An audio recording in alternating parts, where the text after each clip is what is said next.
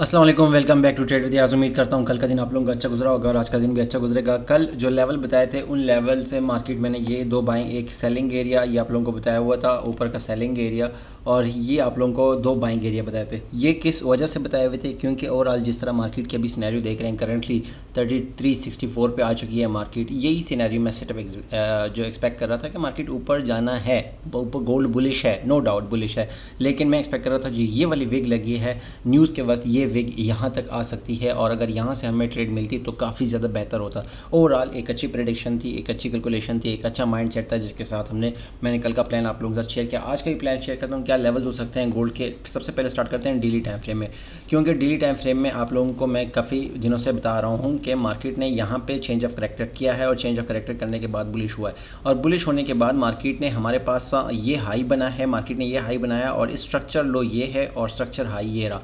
उसके बाद market consolidate करते रहे। अब मार्केट का फर्स्ट सिनेरियो जो कि प्रीमियम कम्युनिटी के मेंबर्स हैं, जिनको मैंने क्लासेस स्ट्रक्चर की बताई हैं, समझाया, सिखाया है, उनको ये मैंने बताया हुआ था।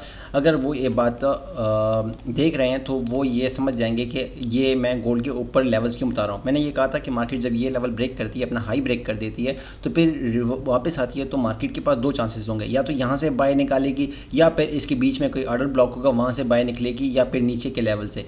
लेकिन मार्केट यहाँ से अगर बाय निकालती है तो फिर उसका टारगेट अपना पिछला हाई जो है स्ट्रक्चर के अकॉर्डिंग, ये इसका हाई होगा, और इसी स्ट्रक्चर के अकॉर्डिंग ही मैं कह रहा हूँ कि मेरा लॉन्ग टर्म टारगेट 35 का है, क्योंकि मार्केट ने इसको ब्रेक करने के बाद ऊपर एक का हाई लगाया, फिर इस एरिया को रीटेस्ट किया, अब मार्केट अपने टारगेट की तरफ जा रही है। अब उससे पहले मार्केट यहाँ से जो स्ट्रक्चर सपोर्ट था वहाँ से गई, अब यहाँ पे एक ऑर्डर ब्लॉक बना 3322 से लेके 3280 का एक ऑर्डर ब्लॉक था। उस ऑर्डर ब्लॉक से प्रॉपर, बिल्कुल जैसे कहते हैं प्रॉपर, वहाँ से मार्केट उठी है और निकल गई है। तो ये ओवरऑल डेली टाइम फ्रेम का एक स्ट्रक्चर जो मैंने एक्सप्लेन करने की कोशिश की। H4 में भी आप लोगों को बार बार बताता रहा कि यहाँ पे चेंज ऑफ करेक्टर हो चुका है बुलिश, और बुलिश चेंज ऑफ करेक्टर होने के बाद मार्केट के पास दो चांसेस होते हैं कि या तो यहाँ से बाय निकाले या फिर अपने स्ट्रक्चर्स लो से आए, और market structure break of structure देने के बाद मार्केट ने ये अपने जो स्ट्रक्चर लो है वहाँ से बाय निकाला, एक दफ़ा दो दफ़ा, और फिर अपने मार्केट ने इस रेजिस्टेंस को ब्रेक करते हुए ऊपर की तरफ जा रही है। ऊपर कौन से लेवल्स हो सकते हैं, उसके लिए हमें छोटे से छोटे टाइम फ्रेम में आना पड़ेगा। अब H1 में देखते हैं। H1 में करंटली जो हमारे पास करीब करीब रेजिस्टेंस है, कल भी इस लेवल का मैंने आप लोगों को जिक्र किया था कि 3375 से लेके 70। अब ये है कि 75 से लेके 70 एक रेजिस्टेंस एरिया है, लेकिन ये बात अपने माइंड में रख लें कि ये अगेंस्ट द ट्रेंड है। हमारा ये टारगेट नहीं है कि यहाँ से हम लंबा पकड़ेंगे, नीचे तक ले जाएंगे, नहीं। बेशक ये लंबा जहाँ भी जाता है, हमारा टारगेट होगा यहाँ से 100 पिप्स लेने की कोशिश करेंगे, 75 से ट्रेड एक्टिव करेंगे। लेकिन मार्केट अगर ऊपर इस तरह विग मारती है, वो उसकी रिस्पॉन्सिबिलिटी मैं नहीं ले सकता। 75 से ट्रेड एक्टिव करेंगे। जब तक H1 की क्लोजिंग 75 से लेकर 70 के ऊपर नहीं आती, तब तक आप अपनी सेल की पोजीशन को होल्ड कर सकते हैं। अब ओवरऑल एक एरिया था जो कि मैंने मेंशन किया था, ये वाला एरिया, इसको मैं विजिबल करता हूँ H1 में, ताकि आप लोगों को समझने में आसानी हो।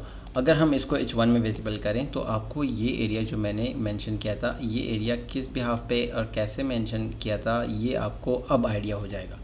ये इसलिए इंपॉर्टेंट था, जब तक मार्केट इसको एक दफ़ा सेल दिया, मैंने कल भी यहाँ पे प्रीमियम कम्युनिटी में सेल की कॉल दी, यहाँ से हमने सेल निकाली, एक अच्छी सेल निकली, दो दफ़ा बल्कि वहाँ से सेल निकली है। मैंने रेजिस्टेंस एरिया बता दिया था कि 45 से लेके 50 एक सेलिंग, 51 एक सेलिंग एरिया होगा, 50 और एग्जैक्टली वहाँ से एक दफ़ा सेल निकली। दो न्यूज़ के वक्त भी वहाँ से सेल निकली, क्योंकि क्लोजिंग ऊपर नहीं आई, और ओवरऑल अभी मार्केट ने इस रेजिस्टेंस को जो है ब्रेक कर दिया। अब मार्केट के पास ये एक्स्ट्रा, अगर हम देखें इसको थोड़ा सा नीचे कर लें, तो ये हमारे पास आता है ये वाला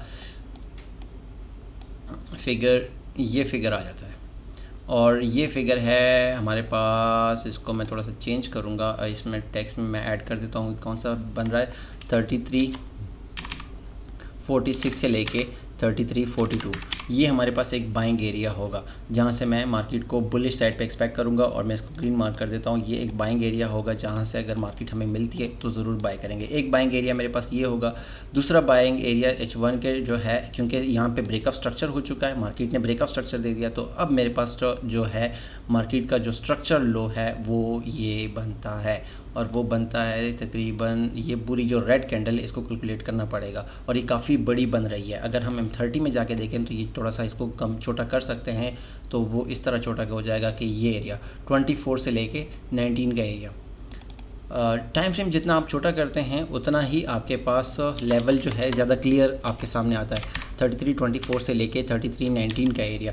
ये मैंने किस बिहाफ पे बताया, जो स्ट्रक्चर के स्टूडेंट्स हैं जिन्होंने स्ट्रक्चर सीखने की कोशिश की है और क्लासेस ली हैं, उनको पता होगा कि मार्केट ने जब हाई ब्रेक कर दिया तो अब मार्केट वहाँ से रिट्रेसमेंट लेगी, फिर यहाँ से ही फर्स्ट प्रायोरिटी की यहाँ से ही बाय निकलेगी। अगर यहाँ से नहीं निकलती तो फिर इन एरिया से निकलेगी। तो हमारे पास दो बाइंग एरियाज़ हो गए हैं। दो बाइंग एरियाज़ में फर्स्ट बाइंग एरिया जो हमारे पास है वो है ये वाला 3346 से लेके 3346 से लेके 3342 का first buying area, and second buying area 332419 का एरिया। ये काफ़ी दूर है, काफ़ी मुश्किल है कि मार्केट हमें ये एरिया दे। मोस्ट प्रॉबेबली कि मार्केट यहाँ पे आ जाए और नीचे विग मारे और एसएल हंटिंग करे और उसके बाद ही ऊपर निकल जाए। तो मैक्सिमम चांसेस है कि मार्केट 3346 और 42 के एरिया से ही हमें एक अच्छी बाय दे जाएगी। और जब तक 42 के नीचे क्लोजिंग नहीं आती तब तक आप अपनी बाय को होल्ड कर सकते हैं और आपको ट्रेड मिल सकती है। तो ओवरऑल मैंने किन सेटअप्स के साथ बताया, रीज़न बता रहा हूँ। रीज़न डेली टाइम फ्रेम में बुलिश है, ऑर्डर ब्लॉक से मार्केट ऊपर जा रही है। H4 में मार्केट अपने स्ट्रक्चर सपोर्ट से ऊपर जा रही है।